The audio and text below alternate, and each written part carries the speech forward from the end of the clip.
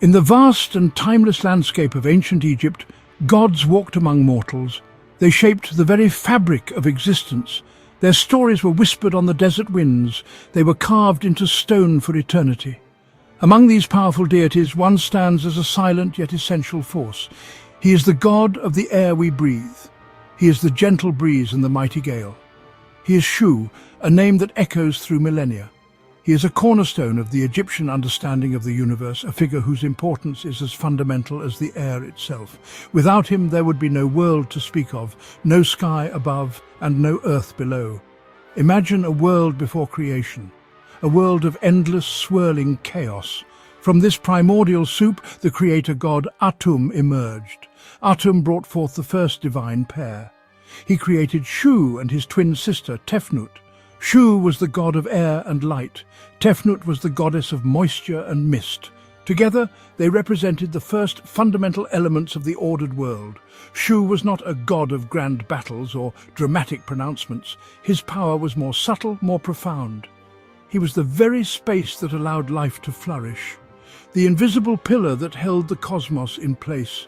He was the quiet strength that brought order from chaos. Shu's influence permeated every aspect of Egyptian life. He was the peace that settled over the land after a storm. He was the cooling wind that offered respite from the scorching sun. He was the very light that chased away the darkness of the night. As a god of lions, he also embodied a fierce, protective strength, guarding the sun god Ra on his daily journey across the sky. His presence was a constant, reassuring reminder of the delicate balance that governed the universe. The Egyptians saw him not just as a distant deity, but as an active participant in their daily lives, the very breath that sustained them. This introduction will guide you through the world of this fascinating god. We will journey back in time to the city of Heliopolis, the center of his worship.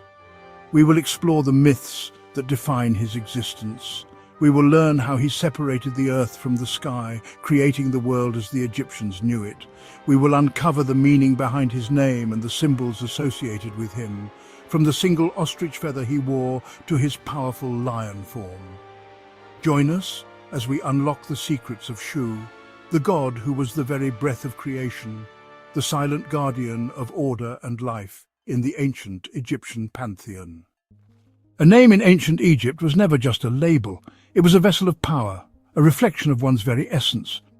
The name Shu is a perfect example of this profound belief. In the ancient Egyptian language, his name carried a double meaning, each revealing a core aspect of his divine nature. On one hand, it meant emptiness. This might sound negative to our modern ears, but to the Egyptians, it was a concept of immense creative potential. It was the void, the space that needed to exist before anything else could be placed within it. Shu was the emptiness that made room for the world. This idea of creative emptiness is central to understanding Shu. He was the god who created the in-between. Before him, there was no separation. The sky and the earth were locked in a tight embrace. There was no space for the sun to travel, no room for mountains to rise, and no place for the Nile to flow. Shu's existence as emptiness was the divine act that pushed these two forces apart. He carved out the atmosphere from the undifferentiated whole. This emptiness was not a lack of something, it was the active presence of space, the foundational condition for all subsequent creation and for life itself. The second meaning of his name is he who rises up. This powerful phrase evokes a sense of immense strength and purpose. It describes his most famous mythological act. He is the one who rises up to lift the sky goddess Nut high above her partner, the earth god Geb. This wasn't a gentle suggestion. It was an act of cosmic will and physical might. He literally rose up, pushing the heavens into their rightful place. This name captures the dynamic, active quality of the air. It is not static, but is constantly in motion, rising, expanding and holding things aloft, just as Shu held the sky.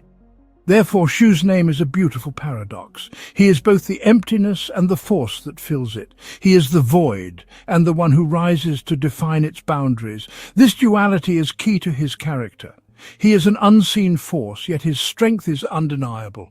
He is the god of peace and calm, yet he possesses the power to hold up the entire sky. In these two simple meanings, emptiness and he who rises up, the ancient Egyptians encapsulated the entire story of creation. They captured the essence of a god whose presence was as vital and as invisible as the air they breathed every single day. Within the intricate web of Egyptian mythology, Shu held a role that was absolutely fundamental. He was a central figure in the cosmogony of Heliopolis, the city where the sun god Ra was supreme. This creation story, known as the Ennead, placed Shu and his sister Tefnut at the very beginning of the divine family tree. As the first children of the creator god Atum-Ra, they were the bridge between the singular creator and the diverse world that would follow. Shu's primary job, his cosmic destiny, was to establish the physical framework of the universe. He was, in essence, the chief architect of reality. His most critical and celebrated task was the separation of his own children, Nut and Geb. Nut was the goddess of the sky. Her body arched over the world like a star-studded canopy. Geb was the god of the earth, lying beneath her. In the beginning, they were inseparable, locked in a passionate embrace that left no room for life. It was Shu who stepped between them. He planted his feet firmly on Geb and used his immense strength to push Nut upwards, raising her high into the heavens. This single monumental act created the world as we know it. It established the duality of above and below, light and dark, heaven and earth. This act was not a one-time event. Shu's role was perpetual. He had to stand for all eternity, his arms raised, holding the sky aloft. If he were to ever falter, the sky would come crashing down, and the world would return to its primordial, chaotic state. He was the divine pillar supporting the cosmos, the eternal guardian of the space necessary for life. This made him a symbol of endurance, stability, and the cosmic order known as Maat. His constant effort maintained the balance of the universe, ensuring that the sun could make its daily journey and that life on Earth could continue under the protective arch of the sky. Because of this crucial role, Shu was far more than just a god of the air. He was a symbol of the principles that underpinned Egyptian civilization. He represented the calm and reason needed to separate conflicting forces. He was the embodiment of the light that clarified the world and gave it structure. In holding apart the sky and the earth, he created the realm in which humans lived and the gods interacted with them. Shu was not merely a character in a story, he was the very reason the story could take place. He was the silent, ever-present stage upon which the grand drama of Egyptian mythology unfolded. The story of Shu begins in darkness. Shu and Tefnut's children, Nut and Geb, were locked in an inseparable embrace, preventing the world from beginning. Atum-Ra commanded Shu to intervene and establish a new order. Shu stepped between Nut and Geb, pushing them apart. He raised Nut, creating the atmosphere and allowing light to flood the world. Shu's effort was the foundational moment of creation. He became the pillar separating heaven and earth for all time. The Egyptians believed that if Shu faltered, the sky would collapse, plunging the world back into chaos. Shu's role maintains the world's existence for all eternity. Shu carved out the space between earth and sky, creating the air. Egyptians saw Shu as the source of life, the gentle breeze and the powerful wind. Every breath was a connection to Shu. Shu created the path for Ra, the sun god. He was the god of bright sunlit air, chasing away shadows. Shu brought peace and calm, a calming influence after a storm. He represented balance and tranquility. Shu embodied a peaceful world, maintained by his quiet strength. He was ever-present, felt in the cooling wind and life-giving light. Shu provided the conditions for a good and ordered life. He was the breath and light that animated their world. In the heart of Egyptian spiritual and ethical belief lay a powerful concept known as Maat. This was the principle of truth, justice, balance, and cosmic order. Maat was the ideal state of the universe, the divinely ordained harmony that all Egyptians strove to uphold. Shu, through his fundamental mythological role, was one of the primary guardians of this sacred order. His perpetual act of holding the sky goddess Nut separate from the earth god Geb was the ultimate physical manifestation of Maat. He maintained the essential balance between the celestial and terrestrial realms, preventing the universe from collapsing back into chaos. Shu's connection to Maat went far beyond this single act. As the god of the air, he was the medium through which order was maintained. He was the calm that prevailed, the reason that separated opposing forces, and the clarity that light brings. In a world defined by dualities, light and dark, order and chaos, life and death, Shu represented the balanced middle path. He was the stabilizing force that prevented any one extreme from overwhelming the other. His very existence was a testament that order must be actively and constantly maintained. It was not a passive state, but required continuous effort and divine will, a cosmic duty that Shu embodied perfectly. The ostrich feather, Shu's most common symbol, is itself deeply connected to Maat. The goddess Maat was also depicted with an ostrich feather, and it was this very feather that was used in the afterlife to weigh the heart of the deceased. A heart lighter than the feather of Maat was deemed pure and worthy of eternal life. Shu's feather symbolized lightness and dryness, but it also echoed this profound concept of truth and purity. As a carrier of the feather, Shu was linked to the highest ethical principles of Egyptian civilization. He wasn't just holding up the sky, he was upholding the very moral fabric of the universe. Therefore, Shu's role transcended that of a mere nature god. He was a fundamental pillar of the Egyptian worldview, a divine representation of the principles they held most dear. By creating the space for life and maintaining the structure of the cosmos, he was the ultimate enforcer of Ma'at. His tireless work ensured that the universe remained a place of order, predictability, and justice, a place where gods and humans could coexist in divine harmony. To the ancient Egyptians, Shu was a constant, reassuring presence, a silent guardian whose strength ensured that truth and order would always prevail over chaos. While Shu is celebrated for his calm nature, he possessed a fiercer aspect, often depicted with the head of a lion, a symbol of strength and royalty. This leonine form extended his protective duties, transforming him into a formidable defender of divine order. As a divine warrior, Shu defended Ra in the underworld, fighting off chaos. In his lion form, he was a terrifying guardian, ensuring the sun's rebirth each morning. Shu's association with lions connected him to Heliopolis, a major cult center where lions and lion-headed gods were worshipped. This duality of gentle air god and fierce lion warrior makes Shu a complex figure, embodying that true peace sometimes requires strength. His calm presence held the world together, while his lion's roar kept its enemies at bay. The ancient Egyptians often depicted their gods in human form to make the divine relatable. For Shu, the god of the air, this was especially true. He stands tall and strong, a figure of quiet authority. This transformed the abstract concept of air into a tangible deity. He is often depicted with arms raised high, supporting the sky goddess Nut. This pose is the quintessential image of Shu, representing Shu as male established balance with his female consort Tefnut. He separates the earth from the sky, creating a balanced world. Depicting Shu as a man made him accessible, allowing Egyptians to connect with the divine. He was a constant reminder of the invisible force that gave them the very breath of life. Of all the symbols associated with Shu, none is more distinctive than the single ostrich feather he wears. To see the feather was to see Shu. The ostrich feather is large yet remarkably light, capable of being moved by the slightest breeze. It is a perfect physical representation of the air and of the very emptiness that Shu personified. The connection between Shu's feather and the feather of Ma'at is impossible to ignore. Shu's use of the same symbol links him directly to this fundamental concept of cosmic order. The genius of ancient Egyptian symbolism is fully displayed in this choice. With a single image, they could convey the entire essence of a complex deity. Shu was often depicted with divine and royal regalia, including the traditional false beard, a symbol of divinity and kingship. Coupled with a curled wig, this placed Shu within the ruling class of the cosmos. In later depictions, Shu's crown becomes more elaborate, sometimes adorned with a uraeus.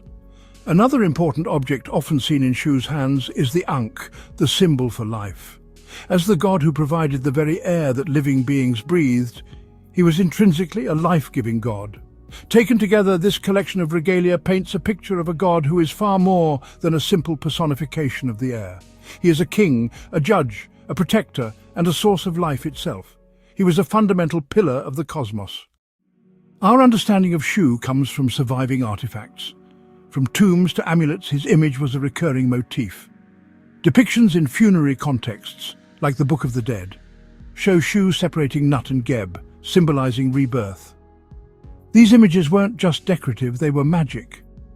Painting Shu holding the sky invoked his power, ensuring air and a structured cosmos for the deceased. The consistency of Shu's image highlights the importance of this belief. Small statues and amulets brought Shu's protective influence into daily life. These echoes in bronze, stone and paint preserve Shu's image, adding to our understanding of how Egyptians viewed this essential god. In Heliopolitan theology, the cosmos begins with a breath. At the dawn of time, there was only the endless, dark and watery chaos known as Nu. From these waters, the creator god, Atum, willed himself into existence. From this being, Shu, the god of air, and Tefnut, the goddess of moisture, came into being. This origin places Shu at the beginning of the divine lineage. Born from the breath of Atum, he was linked to air and life. As a direct child of Atum, later associated with Ra, Shu held high status. Some myths offer alternative parentage, reflecting the fluid nature of Egyptian mythology. Regardless, Shu is a primordial deity, a product of creation. He stands as a bridge between the creator and the world. His birth was the first step in bringing order to the universe. He was the first breath drawn by the cosmos. Shu and Tefnut were inseparable divine twins born from Atum. Shu was the dry air and Tefnut moisture.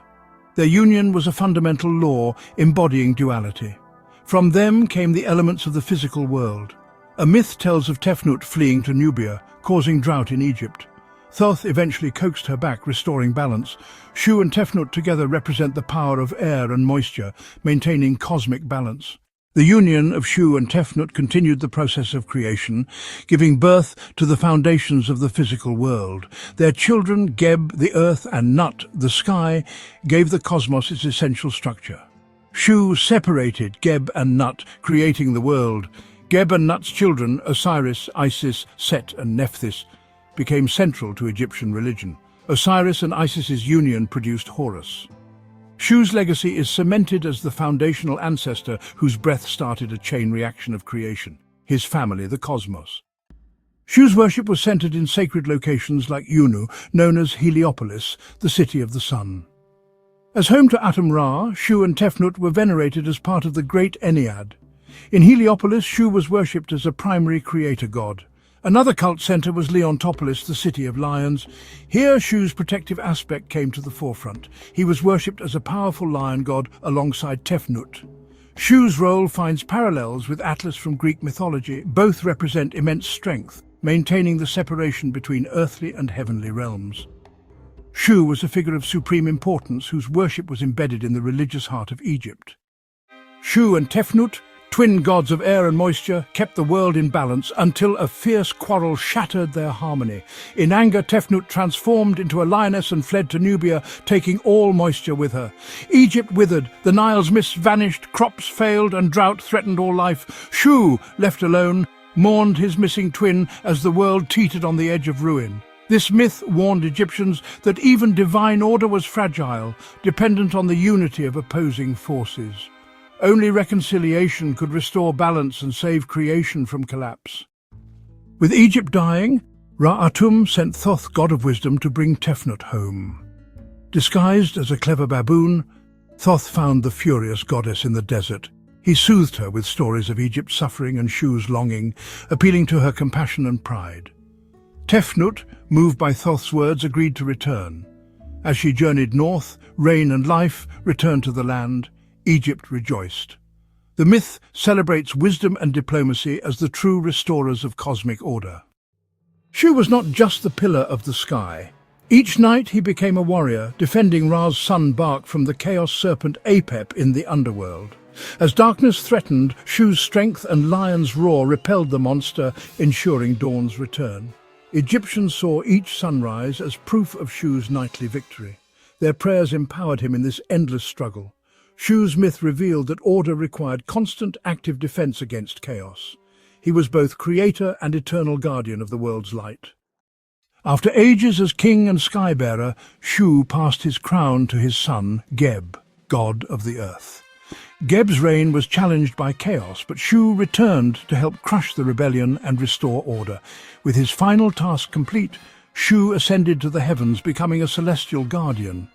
His abdication marked the shift from primordial gods to a new generation. The myth mirrored human succession, showing that even gods must yield to time and legacy. Shu's presence endured above, the silent patriarch of creation. Shu's legacy is the very air order carved from chaos, the space between earth and sky. He embodied balance, gentle breeze and fierce defender, passive support and active protector. His story taught that harmony is fragile and must be defended, not just maintained. Shu's quiet strength made all other myths possible. He was the foundation beneath every god and mortal. His presence is in every breath, every sunrise, and the eternal struggle for order. Shu remains the unsung hero, the invisible force holding the world together. Shu's power lies in his rich symbolism. His depiction, from his form to the objects he carries, communicated his essence. His iconic pose, supporting the sky, symbolizes endurance and dedication. The ostrich feather is his hieroglyph, representing the air. The ankh symbolizes his role as the giver of life. As a lion, he represents untamed power and protection. This duality maintains Maat. Shu's myths are deep philosophical statements. Shu, the silent god, speaks volumes, exploring existence and the universe through powerful symbols. Thousands of years later, the god Shu continues to hold a significant place in our understanding of human history and belief. Studying Shu allows us to appreciate how an ancient civilization grappled with fundamental questions. Where did the world come from? What holds it all together? Shu provides a powerful answer, personifying the very conditions necessary for life. Shu's role as the pillar of the sky resonates with figures like the Greek Atlas. Their story of separation leading to catastrophic drought is a powerful ancient allegory for climate change and environmental collapse. Shu matters because he represents the unseen foundational forces that we often take for granted. In our quest to understand the past, figures like Shu are essential, for they reveal the very bedrock of a civilization's belief system.